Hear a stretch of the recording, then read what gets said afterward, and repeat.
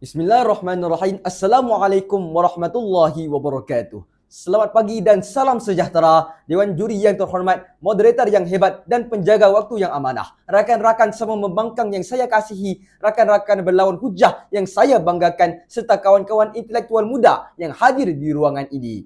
Tak kenal maka tak cinta. Mohon izin perkenal diri. Saya Ahmad Faiz bin Nur Faisal selaku pembicara pertama. Rakan saya Raja Ahmad Afam Fikri bin Raja Tajuddin selaku pembicara kedua, dan pembicara ketiga sahabat saya Aminah Az-Zuhriyah binti Muhammad Fuad. Dewan Juri yang terhormat, usul yang diutarakan pada hari ini adalah perkahwinan beza agama dalam perspektif hukum internasional. Usul ini merujuk kepada masalah perkahwinan yang berlaku antara dua pasangan yang berbeza agama, dan masalah ini berawal dari kuatnya penyebaran kefahaman liberalisme dan pluralisme dalam kalangan masyarakat.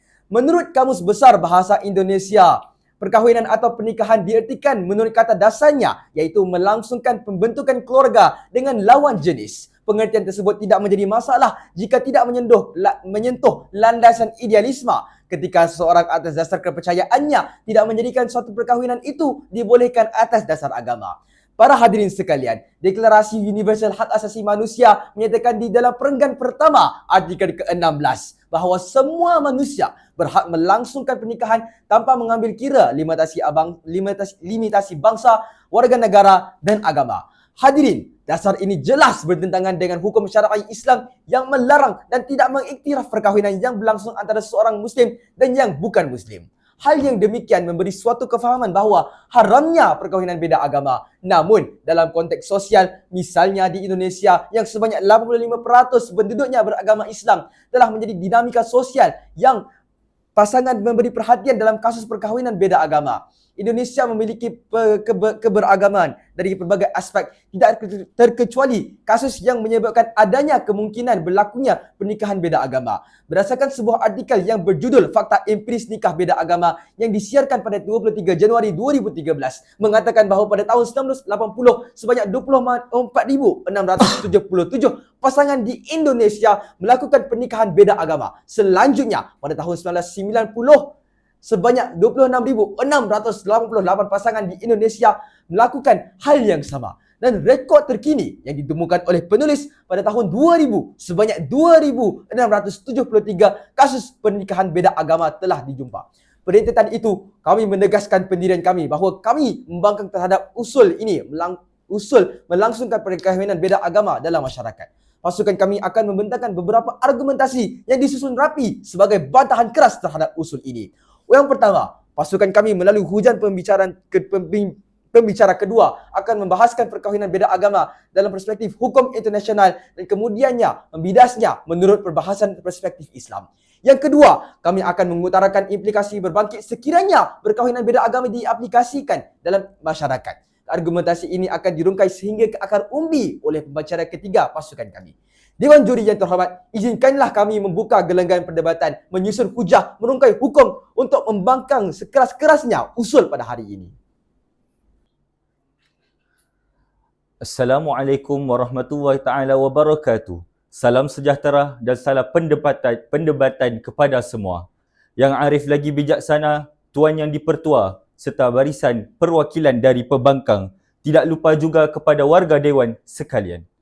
Berdirinya saya di sini selaku pembicara kedua dari barisan pembangkang akan menyatakan justifikasi kami dalam menentang pernikahan beza agama dalam perspektif hukum internasional. Perbahasan yang saya bawa hari ini di bawah kata kunci yang pertama iaitu justifikasi larangan pernikahan beza agama. Bidasan saya yang pertama adalah dari larangan pernikahan beza agama adalah larangan mutlak dari ketetapan syarak. Persepakatan 4 mazhab yang masyhur iaitu mazhab Syafi'i, mazhab Hanafi, mazhab Hambali dan mazhab Maliki jelas menentang penyatuan hubungan perkahwinan beza agama. Seiring dengan pendapat 4 mazhab ini, pihak Nahdlatul Ulama di Indonesia hatta Perlembagaan Undang-Undang Perkahwinan di Malaysia juga turut mengharamkan perkahwinan beza agama. Jelas di sini bahawa doktrin hak asasi manusia HAM yang berteorikan kepada fahaman budaya barat seperti liberalisme telah memberi kebebasan perkahwinan berlainan agama. hal ini sangat bercanggah daripada perspektif yang dibawa oleh Islam yang diperkenalkan oleh baginda Rasulullah sallallahu alaihi wasallam. Terzahir di sini hadirin sekalian bahawa pernikahan beza agama dilarang sama sekali oleh kesemua mazhab fuqaha dan hanya diaplikasikan oleh golongan yang menyimpang daripada landasan kebenaran. Pemikiran bercanggah ini pastinya sudah merebak dan menular dalam kalangan masyarakat jika dipandang remeh akan isu ini. Bagaimana pegangan agama generasi yang akan datang sekiranya ketegasan terhadap prinsip agama ini tidak diambil mudah. Mohon masa sejenak untuk para hadirin sekalian berfikir bagaimanakah kehidupan mereka ketika itu dengan doktrin agama yang bercelaru. Hak asasi manusia yang seiring dipertahankan selayaknya dihormati jika seiring dengan falsafah dan ideologi negara. Seterusnya yang dipertua, bidasan saya yang kedua, pernikahan beza agama menurut perspektif hukum internasional adalah tidak relevan untuk diaplikasikan dan tidak juga dipersetujui oleh agama-agama terbesar di dunia. Saya sebutkan di sini 4 agama terbesar di dunia adalah Islam, Kristian, Hindu dan Yahudi. Setelah dikaji, setiap hujahan agama-agama ini, tiada satu pun daripada kalangan agama-agama yang saya sebutkan sebentar tadi mengizinkan perkahwinan beza agama. Malah agama-agama tersebut mendatangkan pelbagai hujahan implikasi yang buruk terhadap agama jika perkahwinan beza agama ini dibudayakan. Sebagai contoh, menurut perundangan sebagai contoh untuk hubungan perkahwinan yang tidak relevan dan yang tidak dihormati, adakah akan wujud termah sakinah mawaddah warahmah di dalam rumah tangga? Dan bukankah objektif perkahwinan dalam Islam itu adalah untuk menyatukan dua hati yang saling mencari redha Allah Subhanahu wa taala melalui hubungan yang terbina? Seterusnya, saya meneruskan dengan bidasan saya yang ketiga yang arif.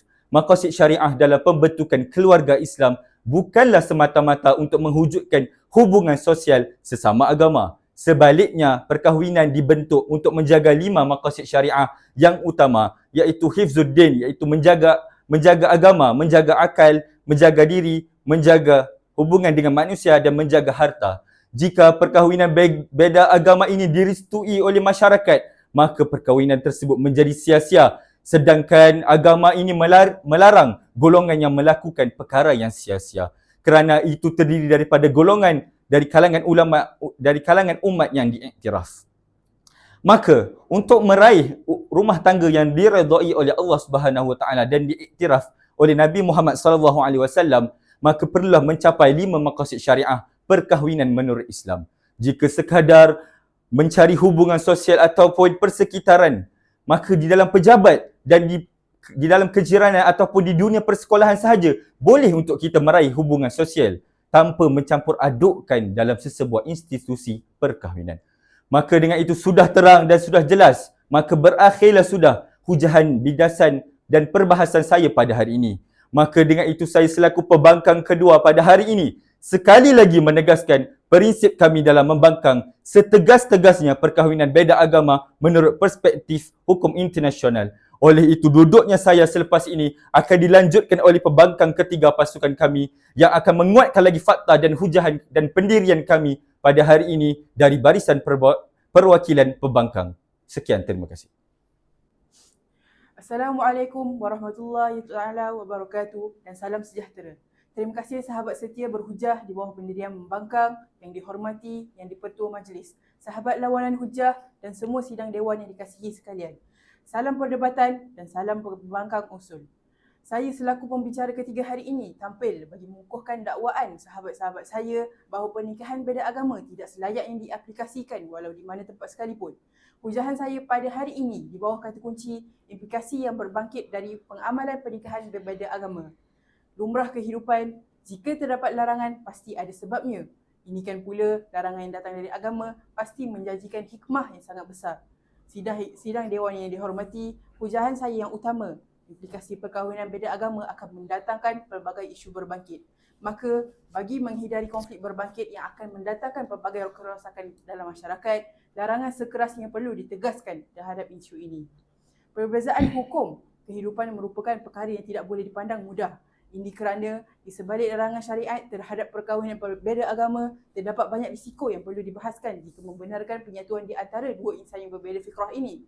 Penyatuan dua peraturan yang berlainan, dua gaya hidup, dua budaya hukum dan dua aspek berbeza terhadap isu-isu berbeza mengikut hukum agama masing-masing. Dalam bentuk rumah tangga yang bahagia adalah sukar dan terlalu rumit. Ini kerana perbezaan akidah adalah satu perkara yang mustahil untuk mempertimbangkan menurut teori akal maupun teori syarak. Perbezaan agama dan budaya akan menjadi isu besar dan yang mempengaruhi komunikasi dan nilai asas yang mungkin bertentangan antara satu sama lain. Ia merupakan suatu kekangan yang boleh menghalang keharmonian dan kehidupan seharian. Ini dapat dilihat melalui pernyataan dari Mesyuarat Jawatan Kuasa Fatwa Negeri Perlis, iaitu sebuah negeri di Malaysia yang menyifatkan bahawa perayaan ritual agama yang berbeza juga diharamkan bagi orang Islam untuk menyambutnya kerana ia merupakan amalan dan akidah yang bercanggah menurut Islam. Maka, jelas di sini bahawa percanggahan akidah bakal merumitkan institusi perkahwinan dan menghasilkan rumah tangga yang berantakan. Di antara justifikasi yang perlu beri perhatian adalah implikasi hukum kehidupan terhadap dua teori akidah yang berbeza. Implikasi yang pertama ialah penjejaskan isu perwalian. Berdasarkan mazhab Syafi'i, isu perwalian boleh timbul sekiranya seorang ayah merupakan orang kafir manakala si anak adalah Muslim. Ketika itu, si ayah terhalang dari mewalikan anaknya ketika anak tersebut ingin berkahwin dan perlu menggunakan wali hakim yang Muslim untuk melangsungkan perkahwinan ini. Ini kerana penyaksian orang kafir tidak diterima dalam aspek perkahwinan orang Islam, rentetan ketidaksamarataan tauhid dan kepercayaan. Implikasi kedua, perbezaan agama dalam perkahwinan adalah isu ketaatan dan hormat dalam institusi perkahwinan boleh terjejas. Ini kerana perbezaan agama juga akan menyebabkan keretakan rumah tangga, kesan dari prinsip dan cara hidup yang berbeza di antara suami dan isteri. Perkara ini menjadi suatu musibah yang besar dalam institusi kekeluargaan. Bagaimana seorang isteri yang beragama Islam hendak mentaati suami yang kafir, dan bagaimana pula seorang suami yang beragama Islam ingin membimbing isteri yang kafir menjadi wanita solehah kerinduan syurga? Pastinya dua prinsip akidah ini sangat mustahil untuk diselarikan sedangkan kedua-duanya bersifat saling bertentangan. Perkara ini boleh mendorong kepada pembuburan perkahwinan. Malah, bagi pasangan yang mana salah seorangnya memasuki agama Islam dan salah seorangnya daripada mereka tetap dengan pegangan agamanya, maka jika di dalam tempoh iddah si isteri atau si suami itu tidak memeluk agama Islam, maka perlu dipisahkan kedua insan tersebut. Jika keduanya diberikan hidayah untuk memeluk agama Islam, maka perkahwinan mereka perlu ditajdidkan dengan akad serta mahar yang baru dan anak mereka dikira sebagai anak bawaan kepada Islam dan tetap sah taraf di sisi syarak dengan syarat isi anak juga mengucapkan dua kalimah syahadah. Implikasi ketiga ialah isu faraid yang akan timbul, iaitu harta orang Islam tidak dapat diwarisi oleh orang bukan Islam. Jika seseorang itu bertukar agama, harta yang dimilikinya itu tetap menjadi hak Islam dan tidak boleh berpindah kepada agamanya yang baharu. Hal ini kerana jika seseorang itu membebaskan dirinya daripada Islam, maka semua hartanya akan disitar dan ditadbir oleh Baitul Mal. Oleh itu, kesemua hartanya itu tidak boleh diwariskan kepada anak yang bukan Islam ataupun murtad kerana orang bukan Islam tidak melayakkan dirinya untuk mewarisi harta milik Islam kerana ia merupakan khususan kepada orang Islam sahaja. Maka, perkahwinan beza agama mampu mendatangkan konflik perluasan harta. Konklusinya, selaku pembicara ketiga, saya sekali lagi menegaskan bahawa perkahwinan beza agama tidak mendatangkan sebarang manfaat kepada ummah, malah ia akan menimbulkan lagi pelbagai konflik dalam rumah tangga. Seiring dengan hujahan sahabat perdebatan kami di pihak pembangkang, kami berkeras menolak pernikahan beza agama untuk hukum internasional. Sekian, terima kasih. Terima kasih kepada sahabat pembicara ketiga atas penyampaian hujah yang sangat informatif sebentar tadi. Terima kasih sekali lagi juga kepada Dewan Juri yang terhormat, moderator dan penjaga waktu. Rakan-rakan pasukan pembangkang yang saya kasihi dan rakan-rakan lawan hujah yang saya banggakan serta rakan-rakan intelektual muda yang hadir di ruangan ini. Bertemu kita sekali lagi di arena penggulungan juri yang terhormat dan para hadirin sekalian. Usul pada hari ini berbunyi perkahwinan beza agama dalam perspektif hukum internasional, dan kami pihak pembangkang yang prihatin dan bertanggungjawab untuk mempertahankan hukum syar'i Islam telah memberikan definisi dan premis yang padu dan jitu untuk menolak usul pada hari ini. Dari awal perdebatan lagi, selaku pembangkang yang berwibawa, kami telah membuat kajian dan penyelidikan terhadap usul pada hari ini, dan kami telah memberikan definisi yang mantap dan amat mudah difahami. Bagi memantapkan lagi premis kami untuk menolak usul perkahwinan beza agama dalam perspektif hukum internasional, kami telah mengemukakan 3 hujah yang disokong oleh fakta dan bukti yang konkret. 3 hujah kami adalah: yang pertama, bahawa larangan perkahwinan beza agama adalah larangan mutlak dari ketetapan syarak, dan pernikahan beza agama yang dibenarkan menurut perspektif hukum internasional adalah tidak relevan untuk diaplikasikan dan tidak dipersetujui sama sekali oleh keempat-empat agama terbesar di dunia. Yang kedua, bahawa perkahwinan beza agama membangkitkan pelbagai isu di dalam sebuah rumah tangga, seperti menghakis ketaatan isteri terhadap suami dan kasih sayang suami terhadap isteri, serta menimbulkan masalah komunikasi antara satu sama lain yang akan berakhir dengan kerosakan rumah tangga. Yang ketiga, bahawa perkahwinan beza agama juga memberi implikasi dan penjejasan yang jelas terhadap isu perwalian ketika seorang ahli keluarga ingin bernikah, dan isu faraid sewaktu meninggalnya seorang ahli keluarga. Oleh itu, juri yang terhormat, tidak ada lagi keraguan, yang gelap telah menjadi terang, yang bengkok telah menjadi lurus. Usul pada hari ini amat tidak relevan dan tidak mendatangkan sebarang manfaat jika diteruskan.